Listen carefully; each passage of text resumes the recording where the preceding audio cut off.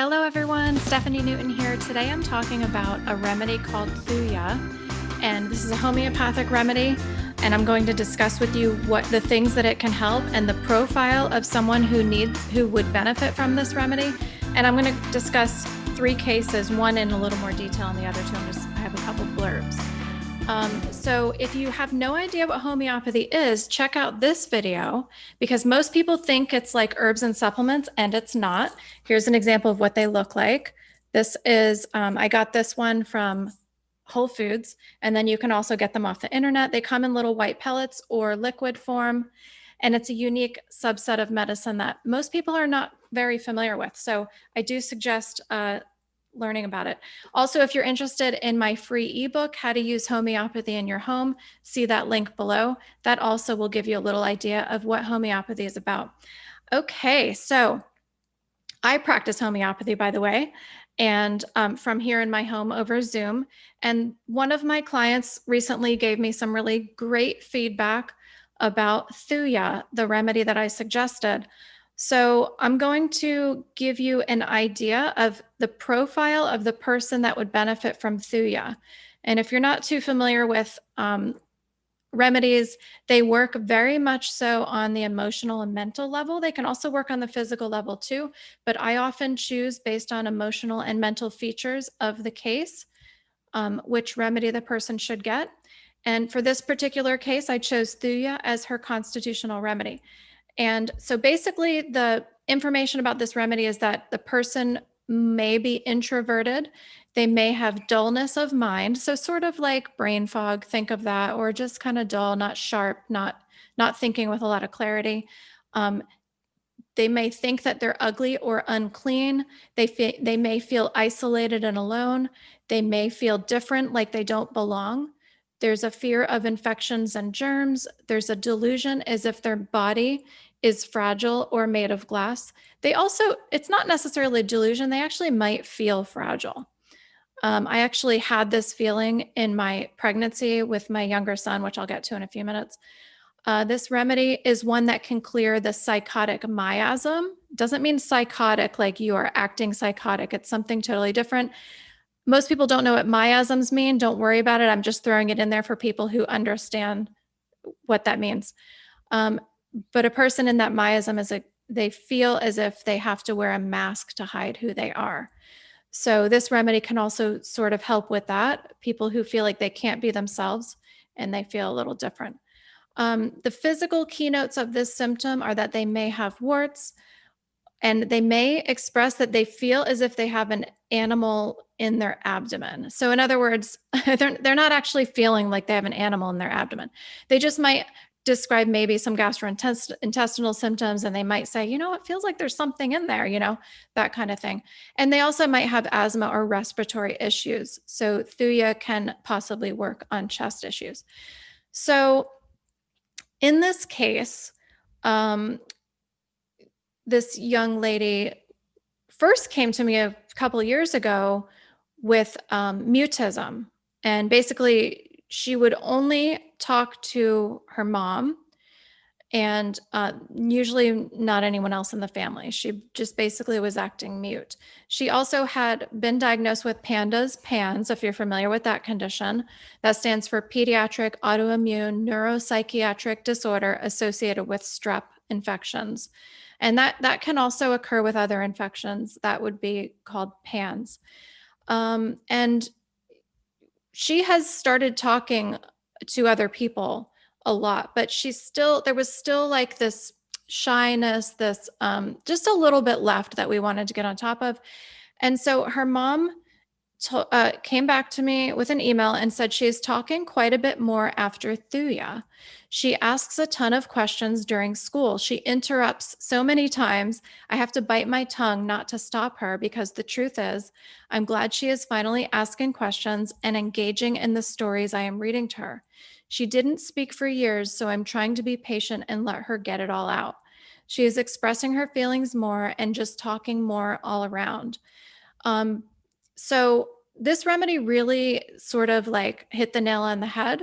Like I said, she's had a ton of improvements already. She was developing into this amazing young woman, but there were just still some hesitancies as far as talking and just engaging. Now, I do want to point out this case also shows how there can be a shift of symptoms. So she experienced a shift of symptoms onto the physical level with this remedy. So as a person is healing on the mental and emotional level, they can also see sort of a shift. Things might move out to the physical level a little bit. Some old physical symptoms might come back a little bit. But in this case, you'll see that this was temporary.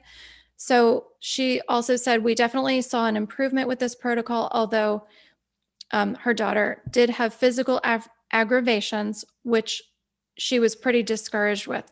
She was very tired and achy, had some bloody noses, and had some headaches, which were all old symptoms. She knows those things were temporary, but she hates the feeling of going backwards. She seems to be back to her old self now and is riding her bike and taking the dog for walks and exercising frequently. So that's just a short-term setback sometimes that can happen physically. This can happen with almost any healing modality.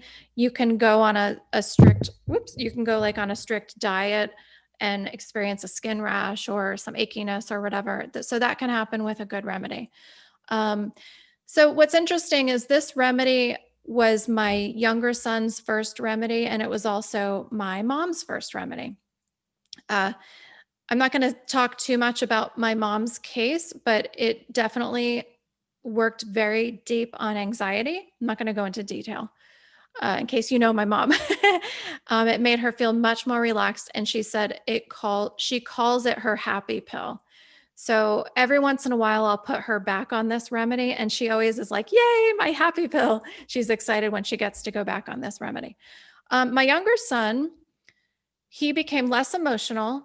And this was just his first remedy. He was on a lot of remedies before a lot of things resolved for him. But what was interesting, super interesting about my son's case, and this all just sort of happened by accident, I think, or maybe not by accident. Maybe there was some divine intervention here. But my son, around the time, well, before he started this remedy, he had a left inguinal hernia, which he had repaired. We had surgery. And 6 months later, it re-herniated, to my horror, because when he had to go under for surgery, when he came out, he developed croup and like sort of some severe asthma symptoms. So the general anesthesia was very hard on him, and it was a horrible night making sure he was okay after that. And the thought that I might have to put him under again and that it might only last for 6 months, because reherniation is not a very uncommon thing. In fact, when you have a hernia repair as an adult, sometimes they'll put a mesh in there to make sure that like the mesh will keep it from reherniating. They can't do that with children because the children are growing. And at the time he was 3 years old, the children grow and they outgrow the mesh. So they can't do that. So you just have to keep going back. And I was like, there's no way I'm going to go back every 6 months to have this hernia repaired. This is horrible. So I did some research, and I found that some people were saying that they got benefit from chiropractic. And I was like, well, what do I have to lose? I contacted a chiropractor. He didn't know for sure if he could help it, but I said, well, we have to try. I can't do this, you know? And also around that time, he was prescribed the THUJA by his homeopath. This was like more than 10 years ago. And during that time, I made it a point to do everything I could to help the hernia heal. So not only did we do the chiropractic, we were doing the THUJA, but I didn't know the THUJA had anything to do with hernias. And I also, during his bowel movements, I would hold the hernia in while he would have a bowel movement. He was just a little guy, so that was no big deal. I had to hold it in because it would hurt. So every time he had a bowel movement, I would hold that hernia in his body and make sure it wasn't herniating out. And over the course of a few weeks, it went away. And I mean, his pediatrician saw him when it reherniated, and she said, you have to go get this fixed. But I waited a few weeks. I brought him back, and she couldn't believe it. She was feeling all around there. She was trying to find the hernia, and she's like, it's gone. And it was severe. Like it was bursting out like it was a whole nother testicle. Sorry for the TMI, but it was like this huge herniation. So I couldn't believe it either. And I'm like, well, something worked, but I don't know what. A few months later, I came across the materia medica, which is the information about THUJA, and it said left inguinal hernia pain. And I looked again the other day when I was getting this video ready, and it says it's for inguinal hernias, congenital inguinal hernias.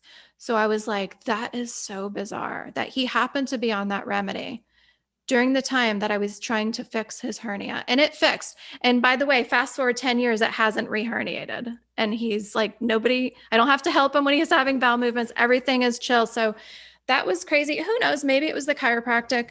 There's just no other explanation besides the chiropractic and the THUJA. So anyway, I think that is it. So I wanted to just give you guys an idea of the remedy, what the personality profile looks like, and the keynote symptoms. If I can find it on Amazon or anywhere, I'll link to it below. It's always best to hire a homeopath to do a constitutional remedy, but I hate to tell people like don't dabble, because sometimes that's the way people develop faith in homeopathy. They try it.